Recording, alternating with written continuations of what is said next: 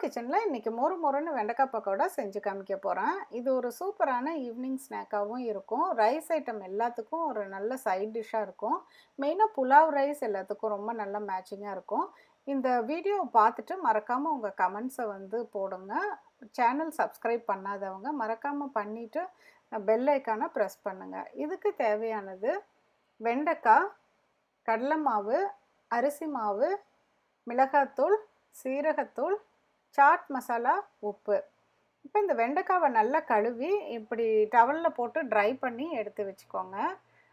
இது வந்து நம்ம இந்த 2 பக்கமுமே தலைப்பகுதி, வால் பகுதி 2 பக்கமும் கொஞ்சம் கட் பண்ணிவிட்டு அதுக்கப்புறமேலு இந்த மாதிரி சன்னமாக நீட்டமாக அரிஞ்சு வச்சுக்கலாம்.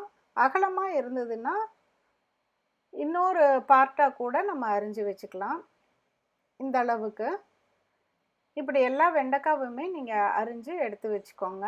ரொம்ப முத்தின சீட்ஸாக இருந்ததுன்னா அதை கட் பண்ணி எடுத்து போட்டுருங்க. அதுக்கப்புறம் இது கூட நான் ஒரு 2.5 டேபிள் ஸ்பூன் 12 வெண்டைக்காய் போட்டிருக்கேன். 2.5 டேபிள் ஸ்பூன் கடலை மாவுக்கு 1 டேபிள் ஸ்பூன் அரிசி மாவு, அந்த ரேஷியோ வந்து சரியாக இருக்கும். அப்புறம் மஞ்சத்தூள், மிளகாத்தூள், சீரகத்தூள், சாட் மசாலா. இப்போ இந்த சாட் மசாலாவில் கொஞ்சம் வந்து உப்பு இருக்கும், அதனால சால்ட் போடுறப்ப கொஞ்சம் கம்மியாகவே நீங்கள் போட்டுக்கோங்க.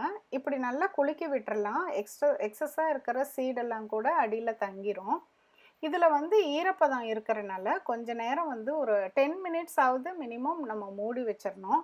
மூடி வச்சிட்டிங்கன்னா இப்போ பார்த்தீங்கன்னாவே தெரியும் கொஞ்சம் அந்த ஈரமெல்லாம் பட்டிருக்கு. அதுக்கப்புறமேலு எவ்வளோ தண்ணி வேணுமோ அந்த தண்ணியை லேசாக இந்த மாதிரி தெளிச்சா போதும், ஊற்றிக்க வேண்டாம். இப்படி தெளிச்சுட்டு மறுபடியும் வந்து நல்லா குலுக்கி விடுங்க. குலுக்கி விட்டுட்டு இப்படி கையால் பெசரி விட்டுருங்க. பெசரி விட்டிங்கன்னா இந்த மாதிரி ஒட்டின மாதிரி இருக்கும், ரொம்ப கவரான மாதிரி இருக்காது. இப்படி நம்ம வந்து ஃப்ரை பண்ணோன்னா நம்மளுக்கு இந்த வெண்டைக்காய் வடகமெல்லாம் போட்ட மாதிரி டைப்பில் வரும். ஃபுல்லாக கவர் ஆகணும்னா இதில் 1 டேபிள் ஸ்பூன் கார்ன்ஃப்ளவர் போட்டிங்கன்னா ஃபுல்லாக கவர் ஆயிரும். இப்போ நம்ம வந்து இதை ஷாலோ ஃப்ரை பண்ணிக்கலாம். இந்த மாதிரி ஒரு பேனில் வச்சிட்டிங்கன்னா உங்களுக்கு ஈஸியாக இருக்கும், ரொம்ப எண்ணெயும் எடுக்காது. இப்படி போட்டுட்டு நீங்கள் வந்து சீக்கிரமே இது ஃப்ரை ஆயிரும். நல்லா கோல்டன் கலரில் ஃப்ரை ஆனோன்னா நிறுத்திடுங்க. சம்டைம்ஸ் எனக்கு ரைஸ்க்கு வந்து வச்சு சாப்பிட்றப்ப ரொம்ப மொறுமொறுன்னு இல்லாமல் கொஞ்சம் வந்து லைட்டாக இருந்தால் போதுங்கிற மாதிரி இருக்கும். அப்படியும் ஒரு டேஸ்ட்டு பிடிச்சிருந்ததுன்னா அப்படி பண்ணிக்கலாம். கண்டிப்பாக வந்து இதை செஞ்சு பாருங்கள், உங்கள் எல்லாத்துக்குமே இது பிடிக்கும்னு நினைக்கிறேன்.